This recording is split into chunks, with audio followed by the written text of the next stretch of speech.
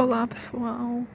Mais um podcast que faz parte do projeto de carteira perfeita, tá? Eu tô começando agora um novo projeto, também em formato de podcast, né? Apenas imagens, vocês vão poder ver imagens, né? Enfim. Seguinte, gente, hoje eu vou falar sobre minhas estratégias de como eu tento investir todo mês, uma vez ao mês, tá? Então eu vou mostrar, é, é, eu vou conversar com vocês um pouquinho sobre isso e, enfim, vamos lá, né? Vamos começar como diz Deborah Hughes, tá? Gente, primeira dica, né? Tipo, assim que eu recebo o meu salário, eu costumo separar o que vou usar durante o mês e quanto eu vou reservar. Então eu faço o possível para ter apenas pelo menos 10% do que eu ganho só para investir, só para reservar mesmo. E outra parte eu reservo para um outro objetivo de médio prazo, tá? E 10% eu reservo para longo prazo, tá? Então eu tenho esse costume de tentar separar 10% para reserva de longo prazo e 10% para médio prazo, né? Que é aquele prazo que, tipo, vou precisar consertar alguma coisa ou, sei lá, né? Aquela reserva que eu vou precisar rápido. Então eu já coloco como foco aquele de médio prazo. E a outra parte, gente, eu compro, faço minhas compras, eu compro, como eu moro com meus pais, não tenho muitas despesas, então eu separo para estética, sabe, um produto que eu tô querendo fazer, eu tô querendo pintar o cabelo, né? Porque assim, comida ainda não posso, né? Eu não posso ainda reservar, apesar de que sim, eu reservo às vezes para algum tipo de comida, tá? Mas muitas vezes comeria muito o meu tempo, né? Tipo, comida. Ia se eu tivesse que realmente ter que tirar do meu dinheiro, ia sobrar nada, né? Então, nessa parte de comida eu ainda não posso, né? Mas com certeza o meu alvo é chegar num nível bom de poder fazer minhas compras sem ter que recorrer a meus pais, né? Que ainda não tá dando, tá? E justamente por isso, gente, que já faz um bom tempo que eu faço isso, a reserva de emergência. E existe uma diferença entre reserva de emergência e colchão de liquidez, né? Tem um vídeo na Empíricos de Marx Bon, eu acho, que ele fala uma grande diferença entre reserva de emergência e colchão de liquidez. E reserva de emergência é aquele intocável, né? Aquilo que você não vai tocar tão cedo, tá? E o colchão de liquidez, eu acho que é para coisas do dia a dia, né? Tipo, aquelas necessidades básicas que você tem durante o dia. Então eu já consigo fazer uma distinção de reserva de emergência, né, para um momento de realmente de emergência, porque só o que a gente ouve falar é emergência. E essa diferença, né, que, tipo, seria um cofrinho, um colchão de liquidez, naqueles momentos de aperto, né, naqueles momentos que você vai precisar aí de uma ajudinha extra, né, para as despesas. Aí no momento, por exemplo, eu só dou pra comprar algumas coisas, tipo, eu quero comprar um ou comprar coisas sim, comida, tá? Mas comidas específicas, né? Não é tudo, né? Feijão, arroz e tudo mais. Se tem uma bobagemzinha que eu quero comprar, eu compro. Mas não é qualquer bobagem, né, gente? Mas, tipo, com meu dinheiro eu faço compras, assim, aquela comida exótica, né, que eu costumo comprar, uma Nutella, então eu costumo pegar do meu dinheiro, não dos meus pais, tá? Pelo menos por enquanto, não tá dando, gente. Não tá dando pra eu fazer a minha própria feira, né? É isso. Mas, por exemplo, pelo menos quando eu tava tentando a cetogênica, eu compro com meu dinheiro coisas ligadas pra dieta cetogênica. Se caso eu quiser realmente voltar a fazer dieta cetogênica, eu quero estar pelo menos preparada, porque não é uma dieta barata, tá? Ou se caso eu quiser voltar a ser vegana, né? Voltar a uma dieta vegana, né? Não sei se eu vou querer.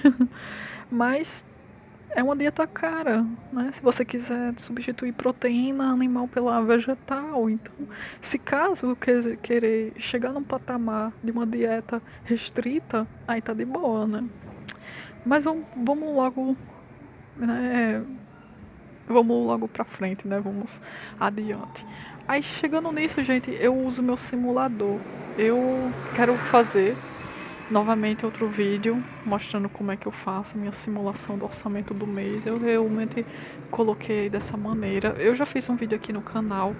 Eu uso esse simulador que eu criei, tá? Que eu inventei. Na verdade, foi um amigo meu que me ensinou a fazer o fluxo de caixa. Eu adaptei como um simulador, né? Como eu simularia quanto eu vou separar para despesas e reserva. E é por meio desse simulador, gente, que ficou muito mais fácil, me facilitou tanto de poder saber quanto eu vou poder reservar para investir, sem isso acabar tomando outras despesas que eu tiver, sabe? E acho que ajuda muito isso, essa planilha que eu fiz no Excel. E eu recomendo muito para vocês. Dar uma visitinha aqui no meu canal e procurar orçamento do mês, simulação do orçamento do mês. Eu vou querer também, gente, adaptar uma coisa que eu estou fazendo para o começo do meu pai. Eu já estou começando a fazer, acho que desde janeiro desse ano, eu comecei a criar um simulador para poder fazer a contagem das despesas que eu tenho, que meu pai tem no comércio, né? Separar em despesa fixa, despesa variável.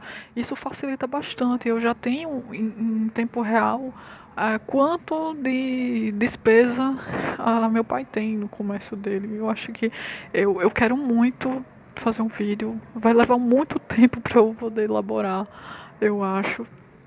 Mas eu quero muito ver com vocês como montar esse simulador que eu faço, que eu crio para as despesas do comércio do meu pai, tá? Eu quero muito mostrar para vocês que tem um empreendimento. Se você tem o seu próprio empreendimento, eu tenho certeza que vai ajudar muito você que tem o seu próprio empreendimento e você quer saber quanto de despesa seu comércio tem, né? Deve. Enfim, agora vamos partir para mais um passo, né, gente? Eu já falei sobre isso, né? Que eu tiro sempre uma vez ao mês, quando eu recebo o meu salário, separar um pouquinho para reservar, separar, saber o que eu vou ter de despesa, né? Tá? É claro que muitas despesas que eu tenho vão acabar extrapolando o que eu ganho. Então é para isso que eu tô criando e tentando montar minha reserva de emergência, mas levando em conta também o colchão de liquidez. Eu acho que isso vale muito a pena. Eu realmente compararia colchão de liquidez não só como um pé de meia, mas tipo, reserva de emergência é intocável, né? Aquele tipo de reserva que é intocável. Por isso que eu acho recomendável ter uma poupança, justamente para você poder ter aquela liquidez ali para momentos assim que você não quer tocar na tua no tua reserva de emergência, tá? Então, eu acho muito interessante a gente fazer essa distinção entre reserva de emergência e colchão de liquidez. Para isso, eu acho recomendável, por exemplo, reservar para colchão de liquidez na poupança. É claro que não vai render muita coisa, né? Mas eu acho que para aqueles momentos assim que tipo você tá precisando e não quer tocar na tua reserva de emergência, né? Que você vai estar reservando na corretora de valores, você não quer recorrer, você quer fazer de tudo para construir tua reserva de emergência. Eu acho adequado sim, gente, ter uma poupança assim para como colchão de liquidez, né? Para que um momento de que você tá tipo,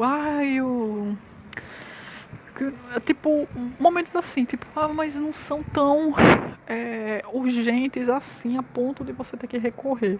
Porque a reserva de emergência você tem que montar respeitando aquela duração de 6 meses ou 12 meses. Você tem que respeitar esse limite. Porque é naqueles momentos de aperto mesmo, reserva de emergência. Naquele momento que você, tipo, vai estar numa situação a gente não quer, né? Então eu acho adequado sim ter tipo, esse colchão de liquidez, a gente fazer essa distinção para aqueles momentos assim, tipo, o carro, o notebook parou de funcionar, né? O notebook parou de funcionar. Não é uma coisa urgente, né? Não é uma coisa tipo, a não ser que você trabalhe com isso, né? Mas é claro que você pode recorrer ao cartão de crédito para comprar ou para consertar, né? Enfim. Então eu acho interessante essa ideia de colchão de liquidez, tá?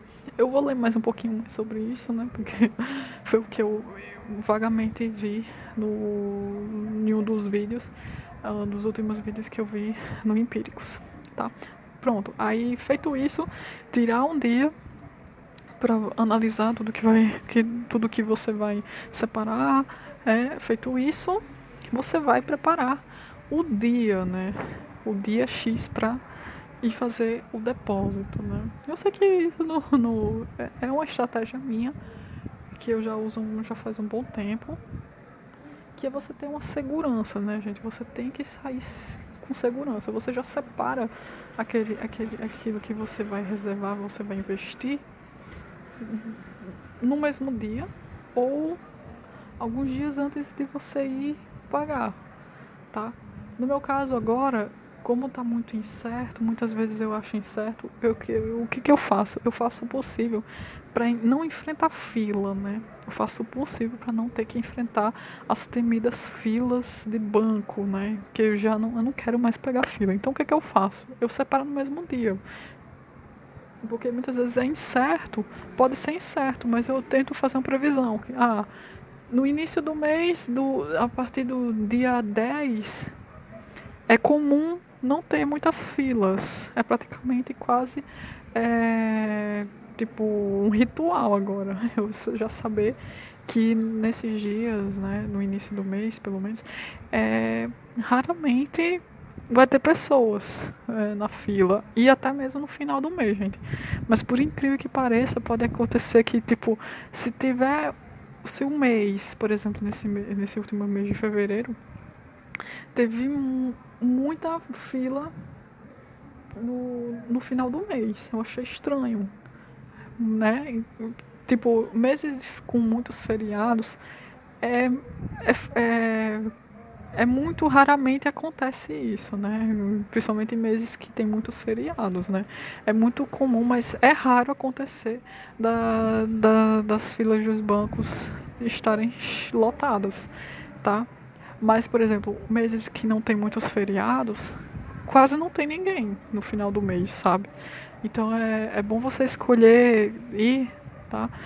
Em dias que você sabe que não vai ter muitos feriados, entendeu? Então você tem que fugir de lá quando tiver feriado, né? No mês, é claro que vai ser no final do mês que vai ter muito mais filas. Então eu faço o possível para não ter que enfrentar fila.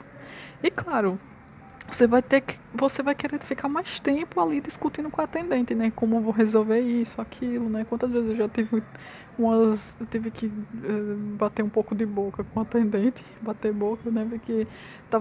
Porque muitas vezes você tem um plano, você tem uma estratégia, ela não sabe qual é a tua estratégia. Então você vai ter um bom tempo lá em dias que não tem fila, justamente para você ter um tempo só para você, para aquela atendente realmente só ter tempo para lhe atender. Então faz isso, sabe? Eu acho isso muito mais interessante, porque vai ter alguns probleminhas ali e ela não vai ficar estressada de ter que ter tanta gente na fila, ter que atender. Então é tão bom para você quanto para atendente, né? Então ela vai ter um tempo de sobra ali só para resolver o seu caso, né? É claro que a gente não vai, ela não vai entender que você tá com um plano ou alguma estratégia, né? Porque a estratégia é sua, né? Mas qualquer probleminha, vocês já conversam lá, tá? Eu já tive uns desentendimentos, né? As atendentes não entendiam muito bem o que eu estava fazendo, o que eu estava planejando, então já deixo tudo escrito. Tipo, aqui vai ser reservado para cá, aqui vai ser reservado para lá. Tá. E eu faço o costume, por exemplo, eu compro na Avon com minha tia, eu já quero separar um troco só para pagar as compras que eu faço no Avon. essa é uma boa dica, sabe? Muitas vezes você recebe o salário em espécie, né? Tipo, não vai ter troco, né? Não vai ter um trocado, né?